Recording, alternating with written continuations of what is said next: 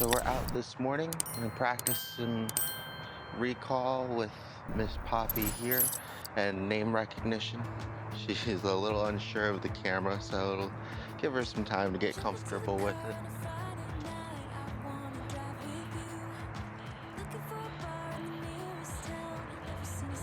Girl.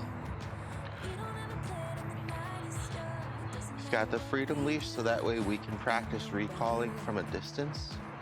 Get some good name practice in with her and some redirection. Gonna start off in a grassy area where it's nice and open. And then from there move into the normal neighborhood sidewalks and streets. It's a bit of a quieter timeout right now, so there shouldn't be too many distractions like people and pups for her to kind of bark at. But that'll be okay because we'll get some practice in with that later on when we're doing more social work again. It's good sometimes to have less distractions so that way we can keep building the basics, especially when it comes to her hearing her name and instantly coming back or redirecting her focus.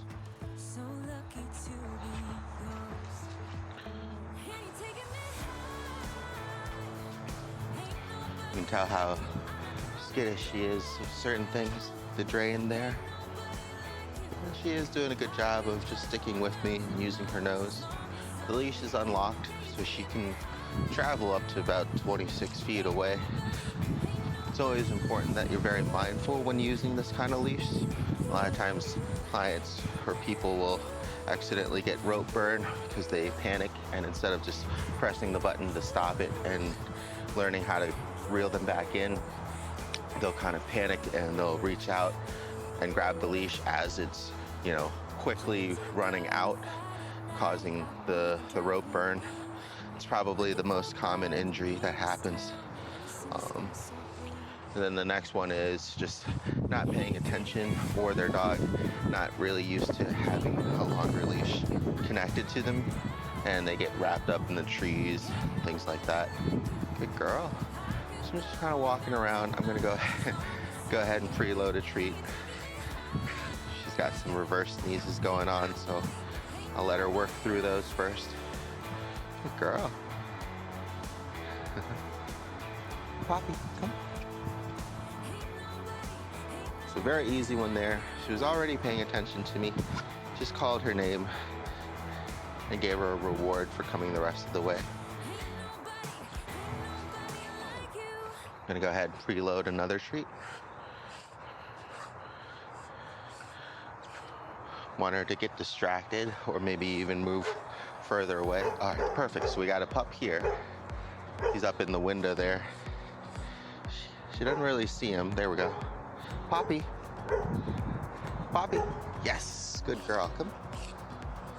There you go. Good job. Good. So she needed a little extra help there.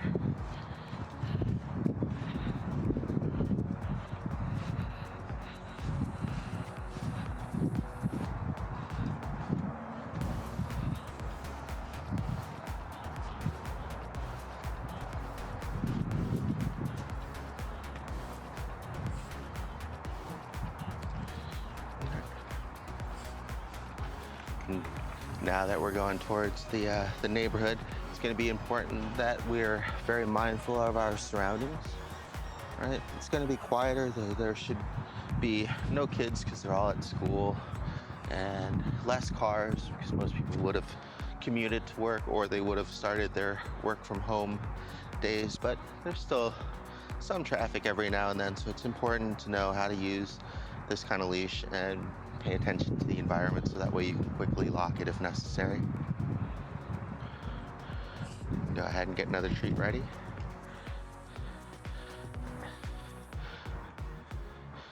Good girl. She's doing really good, unless I actually say specifically the leash itself has been unlocked the whole time. You're gonna go ahead and try to turn around on her. Poppy. Yes, good girl. Good job, good listen, right? And the reason why I turned around is that in those cases where she does start overreacting because she sees a pup, it'll help greatly to be able to calm her down and redirect her focus back onto us if we're able to break line of sight. Usually the easiest way of doing that is by turning around, or at least turning the opposite way that the pup is coming. Try all sorts of different directions with her. So this time we'll go right.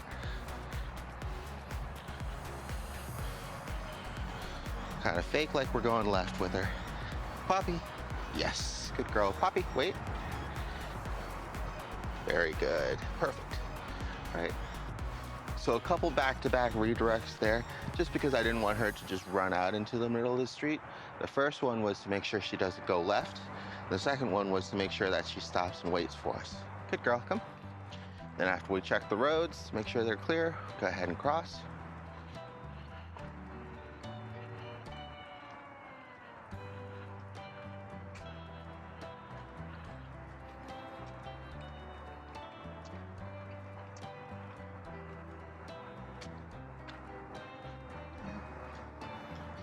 Gonna go ahead and get another treat ready. And I'm just waiting for her to either move further away or get distracted by a person or a dog. Most of the pups have already been walked as well, but just waiting for her to kind of just get distracted with something interesting or just move further away. But she's doing really good about just sticking close, which is always good to see.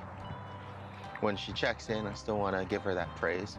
I'm still trying to save the higher value treats for when she needs to redirect, like right here, right?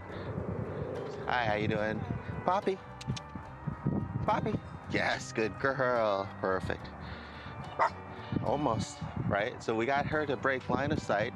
She paused momentarily, and then when you can tell when she refocuses is when she barks. But if she focuses back onto me, good girl, is when she stops barking, right? So that's why the focus part is gonna be really important. Yes, good girl, come.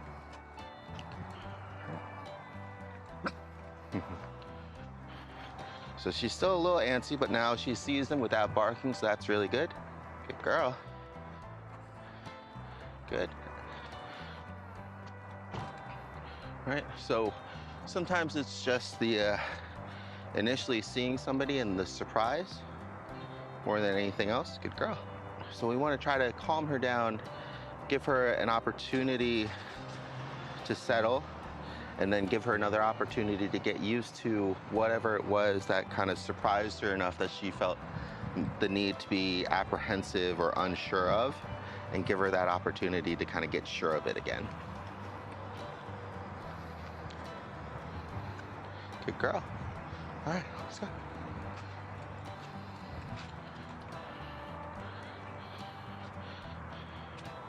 That's why it's good to practice out in the real world, so we get those moments in of those situations that she really needs help and work on. But at the same time, you can kind of clearly see here that there's nobody ahead or around us, and we can kind of go back to just practicing her redirecting. Especially pups with uncertainties or anxious reactivities or scared, it's really beneficial for them that we pace things out. So what ends up happening sometimes if they get overwhelmed or scared back to back is that that energy will kind of carry through into the next one, right? And they'll be more upset or more hyped up, and it'll be harder for them to calm down. Whereas the opposite can happen as well. If we get a good, nice long break in between interactions, it gives her some time to settle back down, to refocus on us, gives us an opportunity to kind of warm up again with her, with redirecting and practicing when she's not overly scared or freaking out. Poppie, good girl, good job.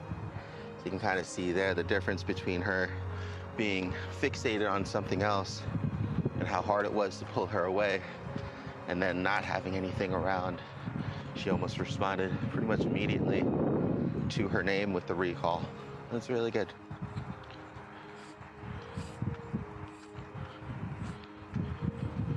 So I'm gonna want to try to keep this video nice and short.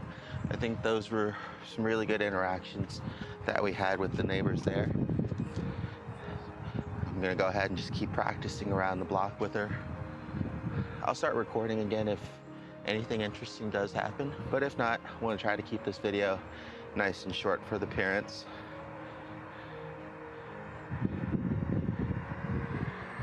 So car coming, being ready to lock the leash if necessary. Good girl. Starting to drift away. I'm gonna go ahead and freeload another treat. Let her get pretty far. I'm gonna do a U-turn. Poppy. Yes, good girl. Good job.